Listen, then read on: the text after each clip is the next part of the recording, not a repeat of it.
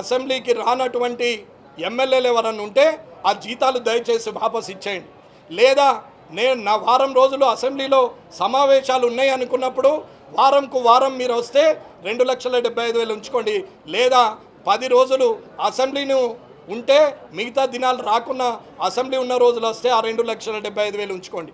లేకుంటే ఏ ఒక్క రోజు రాకున్నా divided by 10 divided by 7 divided by assembly సమావేశాలు ఉన్నాయో ఉద్యోగస్తులకు ఎట్లయితే జీతం కట్ చేస్తారో అట్లాగే మీ జీతం కూడా కట్ కావాలా.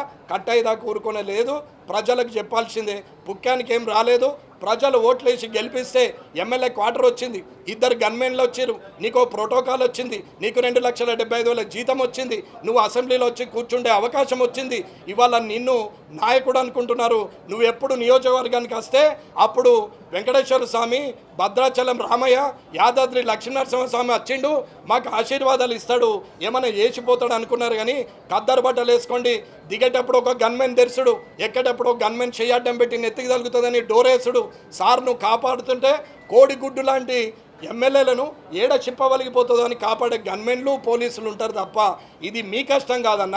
ప్రజలు ఇచ్చిన సౌకర్యం, అది ప్రజలకు సేవ చేస్తారనేది అర్థం చేసుకోవాలని కోరుకుంటూ ఇకనైనా మార్పు రావాలని కోరుకుంటున్నాను. జై హింద్, జై భారత్. అన్న నేను పార్టీ పరంగా చెప్పలే, ఎమ్మెల్యే నేనైనా సరే నేను ఒక్కరోజు రాకుండా నేను రిటర్న్ చేస్తాను. నేను ఇప్పుడు మళ్ళీ చెప్తున్నా, ఒకవేళ అది రిటర్న్ తీసుకోదు శాసనసభ అంటే ఇదే అసెంబ్లీ ముందట ఎవరికైనా సరే ప్రజలకు దానం చేస్తా. కానీ నేను తీసుకొని ఇది నా మాట అన్న. నేను ఒకరు రాజాసింగ్ గారా, కేసీఆర్ గారా, రేవంత్ రెడ్డి గారా అని మాట్లాడతలే, బాధ్యత గురించి మాట్లాడుతున్నాను. పాత్రికేయులు అంటే ప్రజలకు, నాయకులకు, ప్రభుత్వానికి మధ్యవర్తులు. ప్రజలకు కావాల్సింది నాయకులకు చేరవేస్తే ప్రభుత్వం చేసిన తప్పుల్ని ప్రజల ముందర చెప్పితే అది జర్నలిజం అంటారు. కానీ అది నాకు వెంకటరమణారెడ్డి దోస్తు కదా, ఆయన తప్పు చేస్తే నేను ఏదయ్యా అంటే అది జర్నలిజం కాదన్న. అట్లాగే ఇది కూడా రాజకీయం కూడా అంతే. ప్రజలు ఓట్లేసారు, నువ్వు ప్రజలకు సేవ చేయి. నీకు మిత్రుడైతే నువ్వు 5 ఏళ్ల తర్వాత మళ్ళీ పోయగలవు. నీకు నిజంగానే మిత్రుడు ఉంటే అదే పార్టీలో ఉండు, ఇద్దరు కలిసి అందులోనే ఉండరు. అందులో ఉంటారు, ఇండ్లు ఉంటారు, మిత్రులు ఎట్లయితారండి? ఇది కాదు.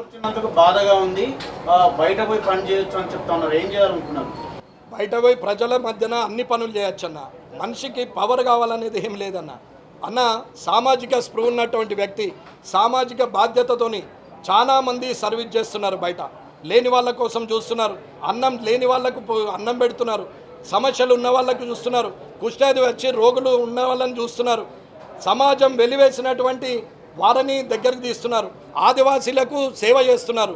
సోషల్ సర్వీస్ చేయాలంటే దానికి పబ్లిక్ ఎలక్టెడ్ పీపుల్ లేదా గవర్నమెంట్ ఇచ్చే ఉద్యోగము అవసరం లేదన్న.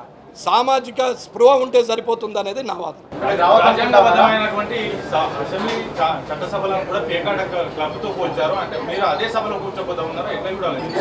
దాన్ని మళ్ళీ ఒకసారి శాసనసభ అంటే అప్పుడు ఉన్నటువంటి పుచ్చలపల్లి సుందరయ్య గారి టైంలో అప్పుడు 83 ఎన్టీ రామారావు వరకు ఎంతమంది నాయకులు ఉన్నారో వాళ్ళందరూ మంచివారేనండి.